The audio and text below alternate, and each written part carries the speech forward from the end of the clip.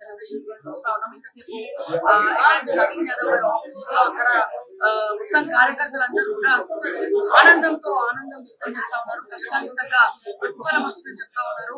So ఇక్కడ ఇంట్లో ఆయన స్వగృహంలో మరి శ్రీశైలం యాదవ్ గారు కూడా పెద్ద ఎత్తున అందరూ కలవడానికి వస్తా ఉన్నారు. సో వాళ్ళ తల్లిదండ్రులు 3 సార్లు నవీన్ యాదవ్ కూడా ఎంఐఎం వస్తా ఉన్నారు. దానితో మొట్టమొదటిసారి హైదరాబాద్ ఒక కాంగ్రెస్ కి ఒక ఎమ్మెల్యే గెలుచుకున్నారు. నవీన్ యాదవ్ మొట్టమొదటిసారి ఎమ్మెల్యే అవ్వడం. సో వీళ్ళ ఇంట్లో నవీన్ యాదవ్ గారి ఇంట్లో శ్రీశైలం యాదవ్ గారి ఇంట్లో మొత్తం కూడా ఆనందం అంబరాన్ని అంటుందని చెప్పుకోవాలి. సో మీరు చూస్తా ఉన్నారు పెద్ద ఎత్తున ప్రతి ఒక్కరు కూడా ఆయన కలవడానికి వస్తా ఉన్నారు.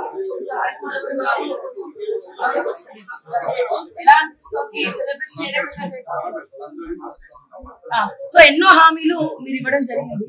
సో ఇప్పుడు ఎలాగో నవీన్ యాదవ్ ఫస్ట్ టైం కాంగ్రెస్ తరఫున హైదరాబాద్, అది కూడా నవీన్ యాదవ్ వల్ల కాంగ్రెస్ పార్టీ గెలిచింది. సో చాలా మంది హామీల కంటే ఎక్కువ చేసి చూపిస్తారు. Yes sir. సో మీరు విన్నారు కదా.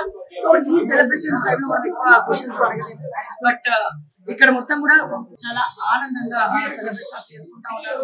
సో ఇల్లంతా కూడా చాలా సందడిగా, ఇల్లంతా కూడా చాలా సందడిగా ఉంది. లైవ్ అప్డేట్స్ చూసుకుంటూ మరి ఇక్కడ ప్రతి ఒక్కరు కూడా సెలబ్రేట్ చేసుకునే వాతావరణం కనబడతా ఉంది. సో మొట్టమొదటిసారి కాంగ్రెస్ పార్టీ తెలంగాణ రాష్ట్రం ఏర్పడిన తర్వాత హైదరాబాద్ లో ఎమ్మెల్యే గెలిచింది లేదు. కానీ మొట్టమొదటిసారి నవీన్ యాదవ్ ఆ రికార్డ్ బ్రేక్ చేస్తూ కాంగ్రెస్ పార్టీ ఆధిక్యంలో ఉంది.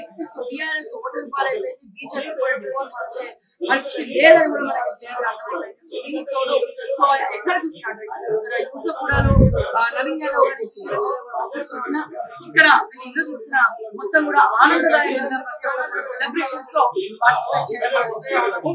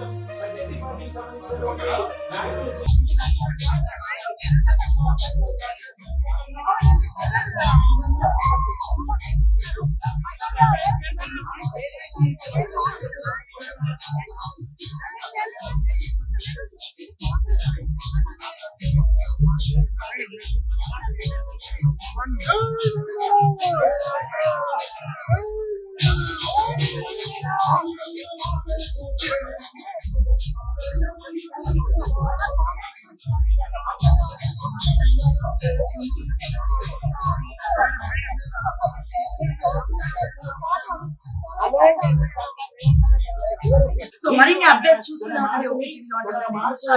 జై తెలంగాణ, జై